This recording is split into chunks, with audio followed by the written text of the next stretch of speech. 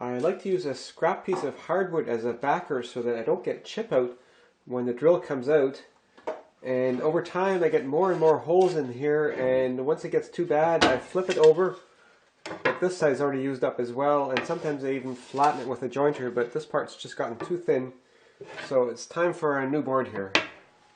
This is my cheap Mastercraft drill press that I bought on sale at Canadian Tire many years ago. But this video isn't about the drill press, it's why I use the drill press with just a small stock table that came with it, instead of building some fancy drill press table thingy for it. For starters, just by putting a piece of hardwood in there in a random position, I can always drill into a fresh piece of wood without having to make a whole lot of inserts for some drill press table thingy. Another reason is, a lot of times I need to drill on the edge of the table. For example, if I needed to drill a hole from the outside right here, the only way to do that is to drill right on the edge of the table. It's also quite often that I have to drill a hole in the end of a piece of wood, and so it helps to be able to move that table up and down easily without having some huge thing attached to here, and I can still reach the crank easily. Now you might just say, well, drill those holes with a hand drill so you don't have to move the drill press table, but it's those holes that involve a crazy amount of force.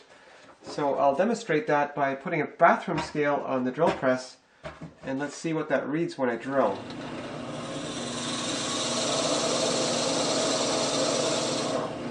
So that read 160 pounds, or about 72 kilograms.